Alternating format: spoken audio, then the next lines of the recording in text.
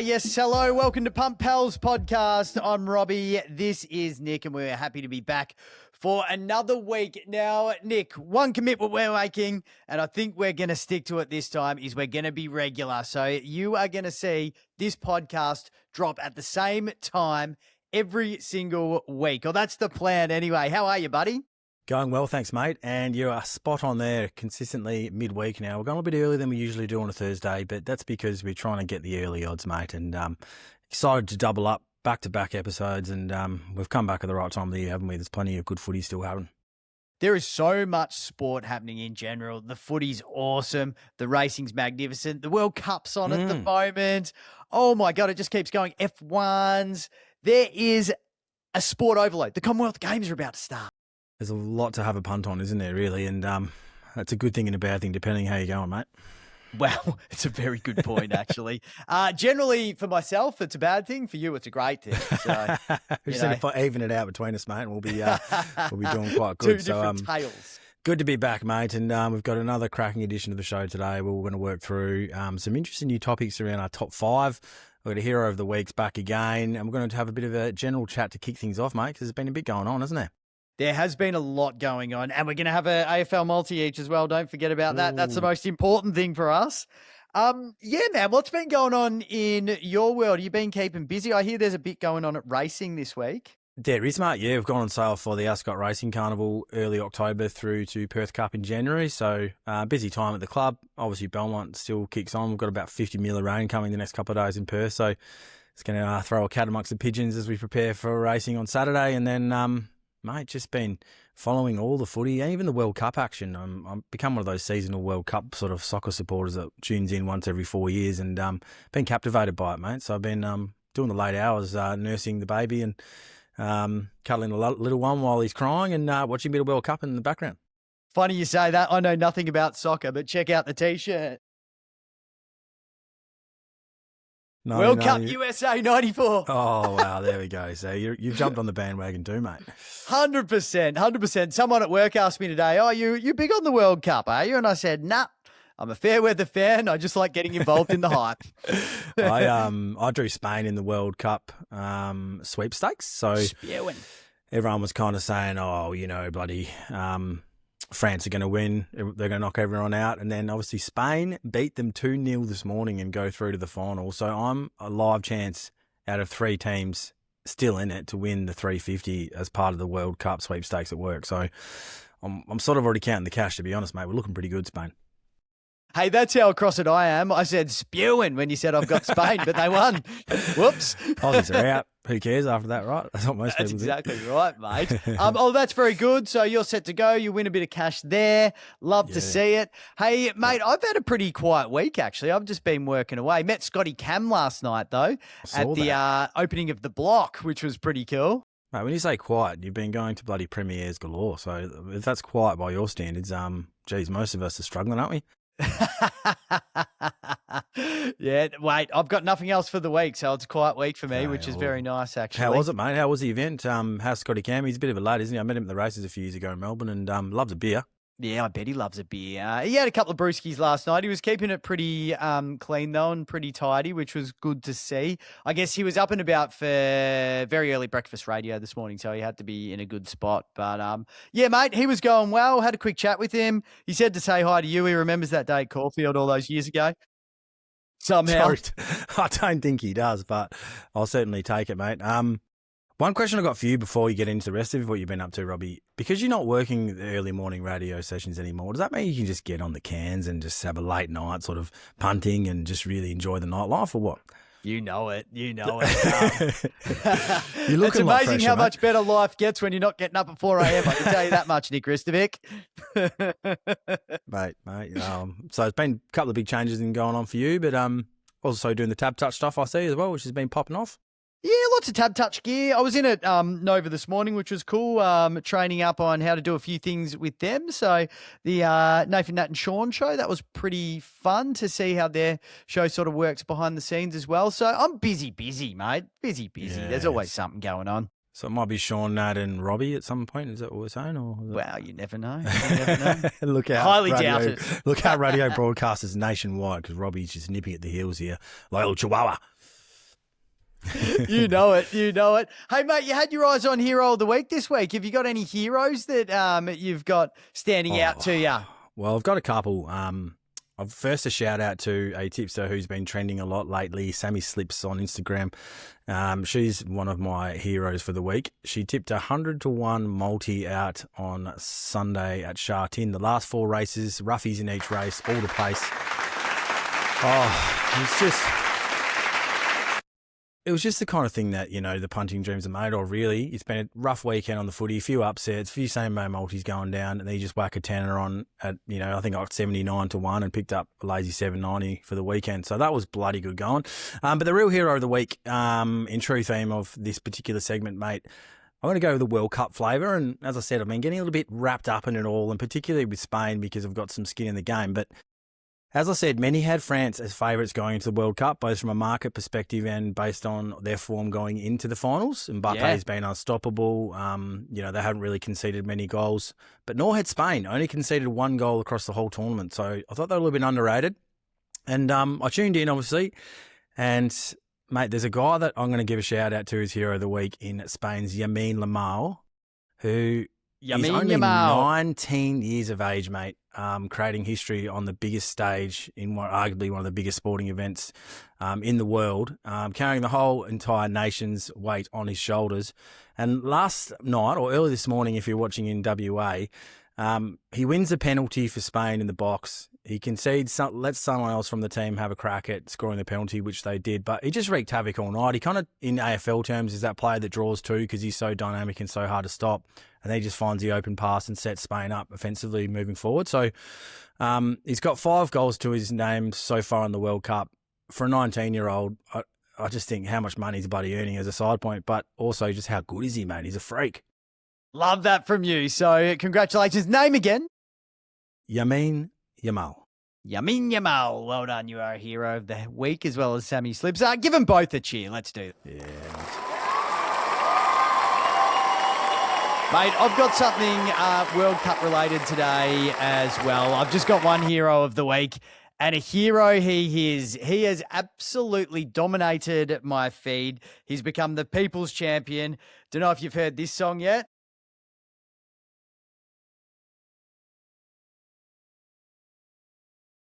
Oh, he's the best.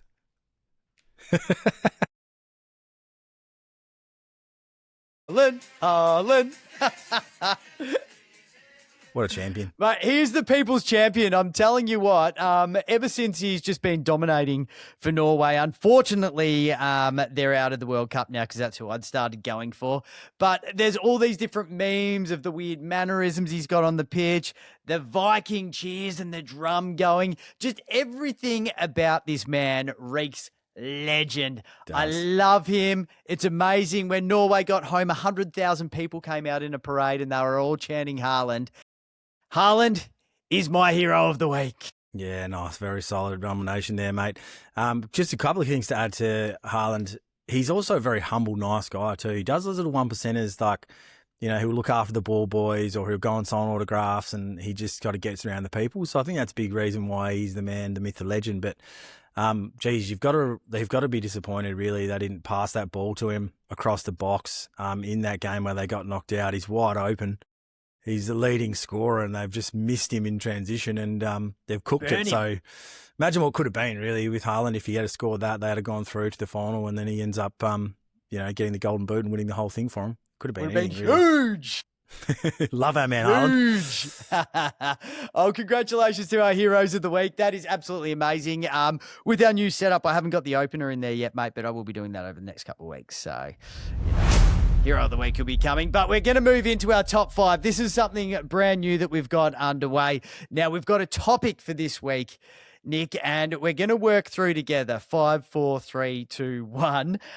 The topic, which has come up in conversation between us, is the top 5 careers that have been cut short by injury in the AFL, because there is some guns who have looked like they could set the world on fire, but unfortunately, due to things that were out of their control, essentially, they haven't been able to have the career that we thought they might. So we're going to work through them today. Each of us have a top 5. Nick, have you been doing your research on this one?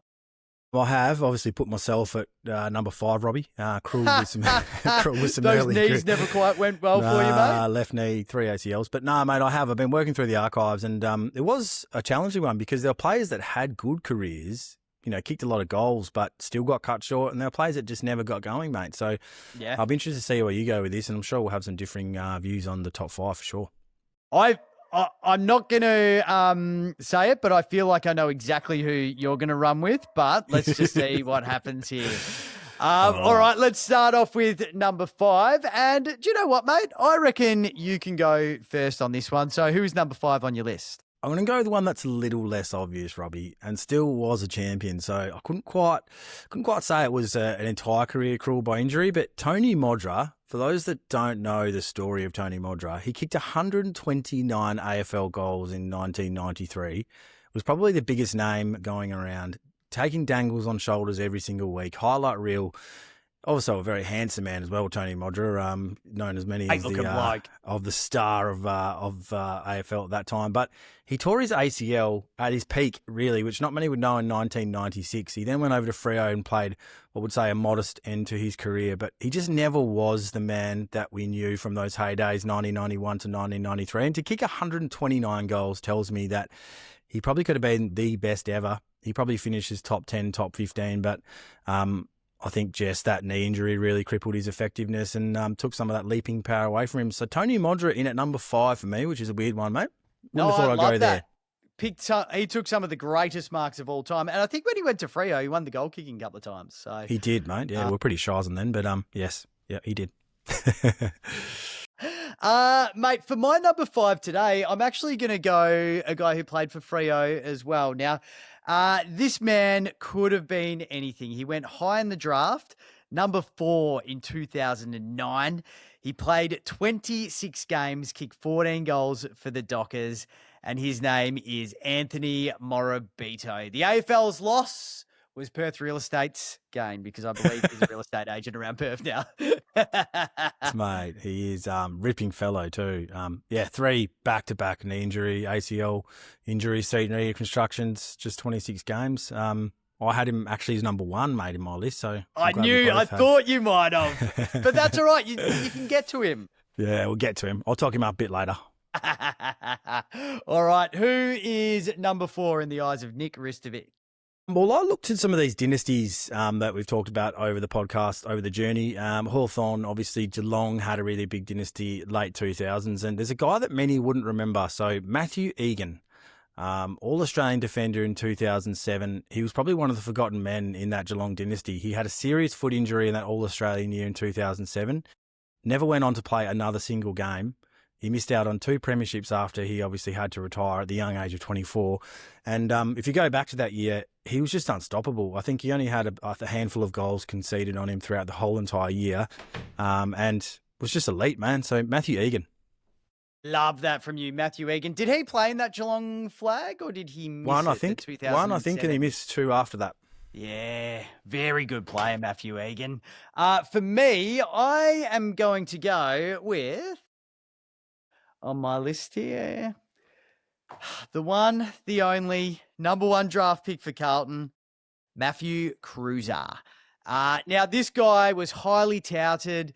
They thought he was going to change the game there for Carlton, in the mix there with Bryce Gibbs and Mark Murphy in that really promising era for Carlton that never quite delivered.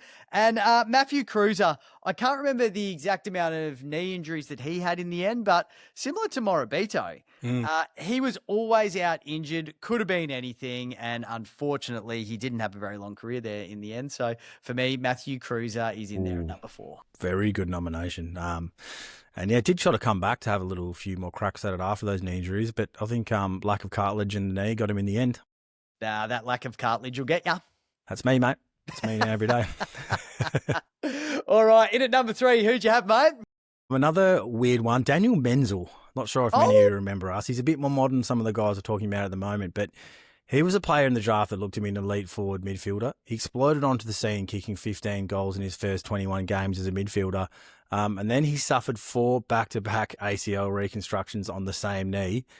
When he was up and going, and I've only seen probably a few games where I thought, geez, this guy could be anything. He was really good overhead, sort of Dangerfield style, could bear some stoppage, really good on both sides of his body, and was just one of those guys, again, where the knees just didn't hold up. And in the end, they stuck with him on the list, I think, 5 or 6 different years to try and get him back. And he had a handful of games at the end as a swan song, but really you just didn't see the best of him after those 21 games where he bursted on the scene initially. Great call. Very good call from you. Mate, in at number 3 for me, I had an Essendon Fremantle crossover, actually. This guy could have been anything. He was drafted to Essendon at number 2 in 2006. So promising. So promising. Could have been anything. When he did get into that side, he would always kick goals. He was a big forward. He ended up playing 35 games for the Bombers, kicked 45 goals, went to Freo in 2014, didn't play a game, unfortunately, in the end because those back injuries just did nothing for him. I am talking about Scott Gumbleton. Oh, he could have been anything, that guy. How good was he? He was my era, mate, Scotty Gumbleton, actually. I played in a couple of games early doors against Scotty in the Waffle. Really? The Colts. And, mate, I tell you what, he could be a ruckman, centre-half forward. You could put him at centre-half back.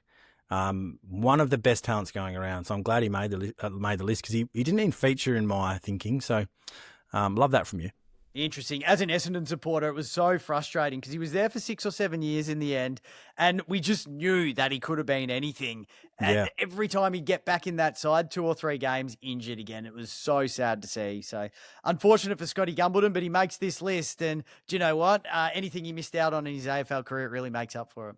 Shout out to Scotty. Not sure what he's doing these days, but I'm sure he'll be very pleased with the nomination.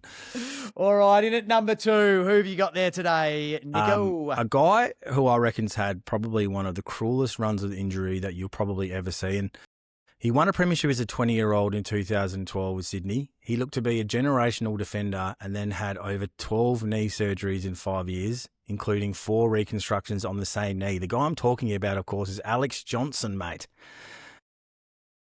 Again, just a guy that sort of faded into obscurity because he spent so much time out. But he was a feel-good story for Sydney. They kept him on the list for over 6.5 seasons despite having 3 back-to-back knee recos. And then he literally comes back for his first game. It's a fairy tale story. And then he does his knee, the opposite knee, a week later, and then his career's finished. So if there's no cruelty in that, then I don't know where you go from there because to have your other knee explode on you one game after coming back from 4 consecutive ACLs on the other knee, that's just how footy rumbles sometimes, mate, right? It's just not meant to be for some people, and for Johnson, I think that was definitely the case, the poor bugger. That sucks. That sucks so bad.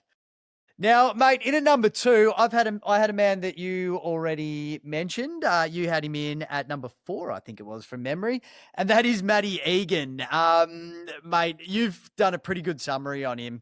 He could have been anything, that guy. He was probably the best backman in the league, bar Matthew Scarlett. At the time he went down with injury, he could have played in 3 flags, could have been a 5-time All-Australian. Matthew Egan was an absolute gun.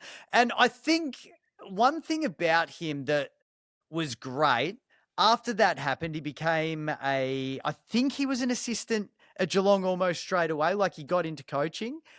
When James Hird resigned from Essendon in 2015, he stepped in as interim coach for about 3 games at the end of the season. And he went on to serve as head of development there at Melbourne till 2020. So even though his career was cut short by injury, he still was part of the AFL, and he's a very deserving at number 2 on this list. Yeah, very well played, mate. Can't argue with that. In terms of number 1, we've stolen my Anthony Morabito, so I'm going to throw another Freo guy in there. On the fly! Yeah, I'm just going to change it up, mate. I mean, just quickly on Mora. You can have Mora.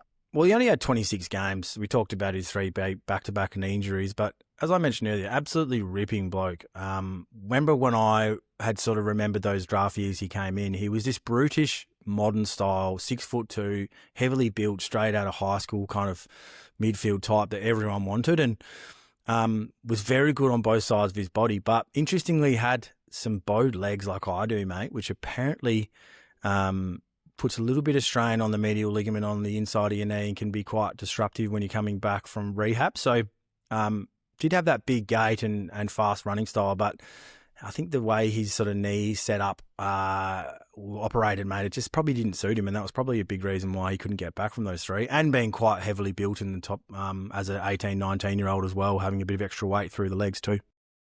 Nick Ristovic with his bowed middle leg. That's the excuse anyway, mate.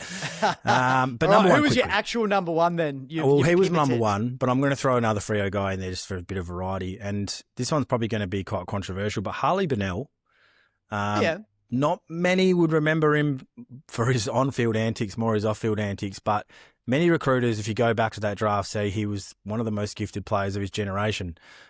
So many different injuries in the end. Freo and Gold Coast both kept him on a list for a number of years, and he just kept coming back and injuring his calf. They sent him over to Germany for injections. They flew him all around the world to try and get his off-field discussions in order, but also his calf.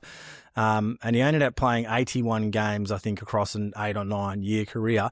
And why I throw him in there, Robbie, is I played in a charity football game about 3 years ago, and it was a great day. Lots of former AFL players running around, but Harley Bennell was instilling great nick, and he absolutely dominated in a way that I've never seen live in a game. I've played a few charity games over the years, and just the freakish skills, the one-hand pickups, the hand pass over the shoulder to people you wouldn't even know were there. It was just an absolute freak talent, and just a guy I thought that, again, could have been anything but just didn't get there. So he wasn't number 1 on my list, but because we went with Morrow, I've thrown him in there in my top 5. Beautiful. Love that from you. And he was an extraordinary player, actually. He had that X factor, Bennell, and unfortunately it just didn't quite happen for him in the end. Mate, my number 1. My number 1 is a man known. I'm going back to the 80s for this as well, by the way. Okay. He's a man that's he's known for his resilience in so many ways. He played 82 games for Essendon, kicked 32 goals between 1979 and 1990. So think about that. That's 20, even if it's 20 games a season over 11 years, that's a possible 220 games, something along those lines, 240 games. He only played 82 of those. So he just could never get on the park, had horrible knees, won the Essendon Best and Fairest in 1981, was the captain in 1982. He went on to become Australian of the Year, and he passed away this year as a legend of the AFL and Australia. I am, of course, talking about Neil Danaher, an amazing football player. Anyone who's seen him play says he was the most X-factor guy getting around at the time, and he was a guy who had his career cruelly cut short by injury. So Neil Danaher for me. Mate, that's a hard one to top. Well played. Essendon too, the flavour just lined up beautifully for you, didn't it, really? It really did. We were both very biased with our team. Definitely bias in there, but some ripping nominations there, and there's probably 15, 20 other guys that could have made the list for mine too, mate.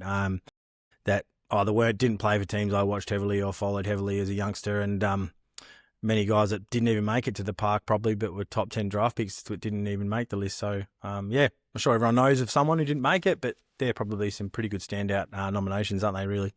Love it. It's a good list. And we're going to try and do this most weeks, actually. So we got to think of a topic for next week. We'll see if anything pops up in the news. But, mate, bit of fun. Well done. Top 5 biggest nights in Robbie Vaughn in the last decade. Jeez.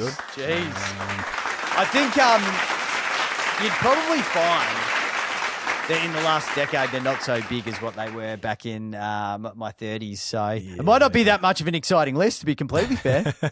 I reckon I might have you covered in the last decade of big nights over in Melbourne, mate. Surprise me. Not. Let us know if you've got any ideas for top 5 as well. Those who are listening into the potty out there, we're pretty keen to get everyone involved. So throw a few ideas at us, and we'll dive into the archives and come up with some nominations. Social.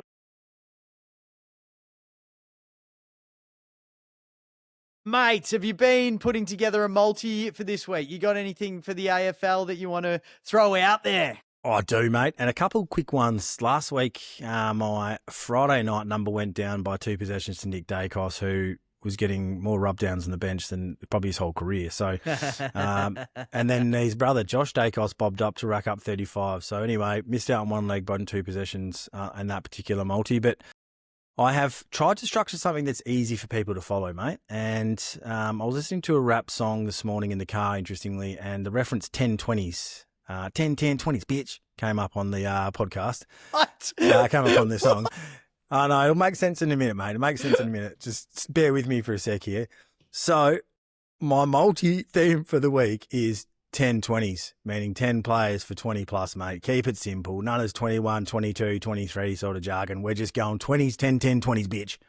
What is happening here? He's theming it up to rap songs. He's multis. Well, I love where you're going with this. I'm just trying to keep myself entertained more than anything, but hopefully everyone else finds it entertained out there. I think it's Rack Rack City. Rack Rack City's a song of, I think, maybe getting a bit old Rack for it, City, but bitch. 10, 10, Racking 20s. them up. Yeah, so anyway, these blokes will be racking them up this weekend on the football field, that is, not off the field, Robbie, obviously. Saints versus Cats. We start off with Marcus Winhager. He has officially released the tag on in terms of his role every week, and he's racking up 25 pretty regularly. So I'm having him 20 plus. I'm having Cal Wilkie, the backman, the general, the All-Australian centre-half back. He will be that guy that they go through to switch the ground. He plays loose, intercept defender. He's been racking up 25 each week, so I'm having him 20 plus. And another guy who was a tagger has now evolved into a ball winner. It's Hugo Garcia for the Saints. Yes. He's gone from sort of 18, 17 possessions, sort of average last year, being a hard run tag sort of player, to now being a user of the footy, forward of the centre, and him 20 plus looks like a pretty viable option. So Winhager, Wilkie and Hugo Garcia in the first game. In the Sydney-Adelaide game, Errol Goulden's back, burst on the scene first game back, had 20 like he hadn't left, so he's going to hit 20 again. Jordan Dawson, 20. Millerer, probably one of their most integral players. When he was injured, they really struggled. He will definitely be the distributor of halfbacks. So him 20 plus, and the Snake Blakey 20 plus, and Callum Mills 20 plus in that game to finish. So to recap so far, Saints vs Cats, Winhager, Wilkie, Garcia 20. Sydney versus Adelaide, Goulden, Dawson, Millerer, Blakey and Mills 20. And in the last 2 legs are in the Freo versus Port game. The best read in WA, Murphy Reid 20 plus and Shai Bolton 20 plus gets you $4.85, mate. Love that from you. And just for the clip, mate, go through the whole thing again with headlines. All right. 10-10-20s is our podcast, Punt Pals podcast multi for the week. And it's 10 players, 20 plus disposals. Winhager, 20 plus, Wilkie and Garcia, all for the Saints against the Cats to get 20 plus. In the Sydney-Adelaide game, Errol Goulden, Jordan Dawson, Millerer, the Snake Blakey and Mills 20 plus. And our last 2 legs in the Freo versus Port game, Murphy Reid, the best read in WA, and Shai Bolton 20 plus. That will get you $4.85. And a nice little multi to just kick you off to finish up around midday Saturday. So you've still got a bit of money to play with for the rest of the weekend. A little bit of drinking money on Saturday night. Yeah, That's where you're going with there. Yeah, mate. Rack City. All right. I've gone the Saturday Super Shot this week. Similar to last week, hopefully a little bit better though, because last weekend I had just a lot of legs. Oh, mate, it was just all the superstars kind of just let me down a little bit. I had guys like Dacos for 30. He only got 28. I had Nas for a goal. Yeah. He didn't do it, which he usually does. That was ridiculous. How did he not get a goal, mate? I know, mad. Newcomb was another one, mate. I had him for 20. He only got 18. So it was just one of those weeks where nothing went my way, unfortunately. And we have them. Finn Callahan, he never goes under 25. He got 19. So it was just a bad week for me, unfortunately. Well, you're going to bounce, mate. You're going to bounce big time here. I can just feel it. So the Saturday shot, is that correct? Saturday Super Shot. Saturday Super Shot. Super Shot. Yep. So I'm going to run firstly with the Port Adelaide Fremantle game. Your boys. Port really injured at the moment, so they're going to struggle in this game. So it's very Freo focused. Caleb Sarong, 23 plus disposals. Andy Brayshaw, 21 plus. So the real center of that engine room at Freo is going to fire, I hope. In the North and Melbourne game, Sheasel 26 plus, Luke Parker 21 plus. So weirdly, I've gone North Melbourne when Melbourne should absolutely towel them up, but those guys get it done. Luke Parker will be busy in the back line, mate. Good thinking, I reckon. He's been very busy all year in the back line. So to get that 20-plus disposals, I think he does it easy. The Collingwood-Carlton game, I've got the Dacos boys dominating. Josh, 21-plus. Nick, 27-plus. And the final game for the Saturday Super Shot is West Coast and Brisbane at Optus Stadium. Lachie Neale, 27-plus. And Harley Reid, the guy who has just exponentially improved this year, 23-plus disposals. So it's all disposals. I'll go that through it for you again, mate. The Saturday Super Shot, we're doing every single game on Saturday, 2 legs from each. Port and Freo, Sarong 23-plus, Brayshaw 21-plus. In the Kangas and D's game, Sheasel 26, Luke Parker 21. The old rivals, the Pies and the Blues. I've got the Dacos boys, Josh 21, Nick 27. And the Eagles-Lions game, 27-plus for Lachie Neale, 23-plus for Harley Reid. That'll get us $4.04 boosted and hopefully a win for the Coffers. So Sunday you can have another punt. Yeah, it'd be nice, mate, wouldn't it? And can't argue with that. I'm leaving the goal scorers out a bit like yourself at the moment. It's a little bit wary. Mate, I've actually come up with 2 little lessons for the punt too. Slightly ad hoc today. So just a couple things to throw at the punters this week as they move into putting their multis together. I'll take them on. Port Adelaide are a very, very good side defensively. I talked about Asava earlier in the year who's now gone down, but literally they've got some pretty miserly backmen. They concede the 3rd least points in the AFL. So whilst Freo have a great forward line, just be wary of putting multiple goal scorers in your Freo multis this weekend, given the performance of that Port Adelaide backline. They are pretty strong, particularly at home. So that's a watch out. And the second one is GWS, and we talk about them all the time, mate. They are up and down like a yo-yo. How's this for a stat? They've won 4 of their 6 games versus the top 6 teams in the AFL, and then have won 4 and lost 7 against sides lower than on the ladder. So it's really hard to pick them from a punting perspective. They lose the games they shouldn't, win the games they shouldn't. And to be honest, I don't know really what to do with them. So other than giving them a wide berth when it comes to head-to-head or line bets, just a massive watch on GWS and the Orange Tsunami at the moment, mate. It's a great call from you. It really is. One other thing I wanted to throw in there, actually. So at the moment, Nick Dacos, he's the favourite for the Brownlow. He's the favourite every year. The AFL want him to win this medal at some point. They just do, mate. Like, they just want him They're to giving be the stat sheets now, aren't they, the voters? They're giving the umpires the stat sheets. Yeah. It's all over. Just put it in the bag. No, well, I don't think so. I reckon Jordan Dawson at $13 is a great bet for the Brownlow because he's pretty much been best on ground for Adelaide every single week of the year. He's missed 2 games.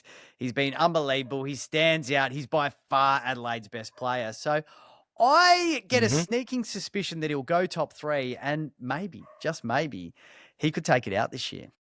Mate, I like the top 3 shout. I've actually put a little bit of a few shekels on him to finish top 3 already in the Brownlow, but very good shout. He's been a standout for them, haven't he? Not many rubbing votes off him, whereas you'd think maybe at Collingwood, Joshy Dacos might bob up for a few. Pendles has had some good games, so it'll be interesting.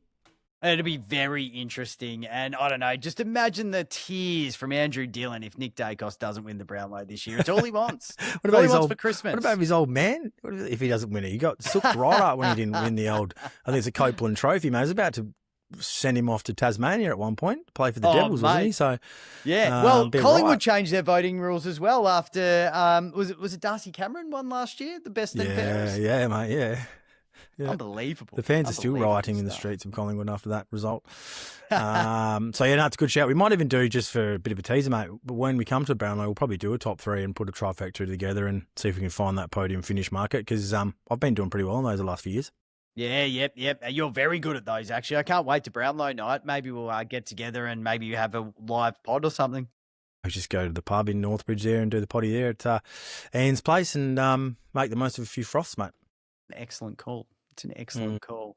Mate, we're on a time crunch today. You've got a meeting to be at. So do you want to have a look at racing quickly? You got anything that you want to throw out there? Yeah, I guess for the punters, now we're doing Wednesdays, it does make it more challenging given the odds aren't out till late after acceptances on a Wednesday afternoon. But what I would say is it's the Belmont Classic over 2,200 at Belmont on Saturday. It's a staying race. It's a showdown between the 2 winners from the Belmont Oaks the previous week and the Aquanita Stakes in Westbound and Ladies Pro.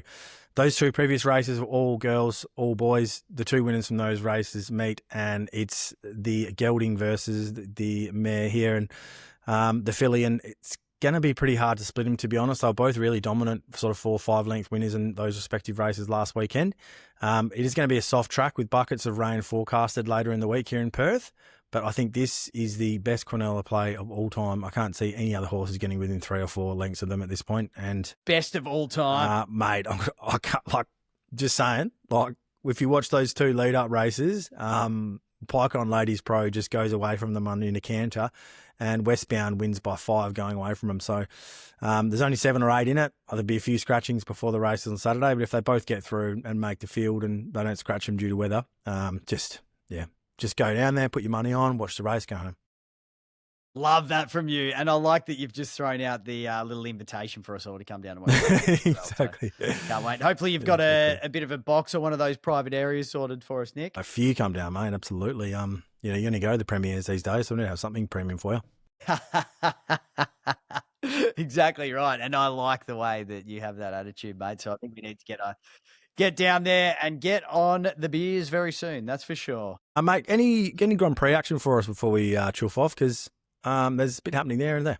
Yeah, mate, we're at Belgium this weekend, and it's become a really interesting championship. So, start of the season, Kimi Antonelli won 4 of the first 5. He was looking amazing, but he's sort of come back to the pack a little bit now, and it's not through his own bad driving. It's actually through a whole heap of bad luck. He's had engine troubles and did not finishes for about the last 4 races. On the weekend, he came 16th, which has cut his lead in the championship to 25. He's still winning on 179, George Russell 154, and Hamilton 147. So for this weekend, pending any Mercedes issues, I really feel like Antonelli is going to come out and consolidate his lead. So taking him at 250 is a really good bet, I feel. And I also like him in best finishing position over Russell at $1.60. When those two are on an even playing field, it seems like Antonelli has the edge. So if both cars are good, then I think Antonelli does really well this weekend. And as always for this year, keep an eye out for Lewis Hamilton. He's driving really well at the moment. He's jagged a win already. I'm going to take him for top 3 at $1.55 there as well. Kim Kardashian there, watching him in the grandstands, you think? Is that Lewis Hamilton? Nah, she won't rock up to Belgium. She only goes to Monaco, mate. Yeah, okay. Yeah. Well, there's some good tips, mate. And I think for the punters too, if you're playing with the AFL, you're not quite sure where your multi's going to go, maybe have a saver on Antonelli there at 250 and just cover your bets, ideally, if he gets up. Love it. And if you want another saver, get on Spain. Nick's team. Yeah, well, they were $6 in the World Cup a couple of weeks ago and had a little piece of that pie, but my incentive is really the offer sweepstakes at 350 collect there, mate. So let's hope they get up. Love that from you. Love that from you. Mate, before we say goodbye today, any other business? I know business, mate. Looking forward to catching up with you again soon. I know you're not doing radio. I expect you to be out there fishing with me late at night and breaching the Lana late curfew rules during midweek. And hope to catch up with everyone at Belmont over the next few weekends. There's plenty of racing action out there, so let us know if you're heading out and I'll shout you a beer. Good job. I'll be taking you up on that for sure. All right, mate. We'll do this again next week. Great pod. Cheers, guys. Thank you very much.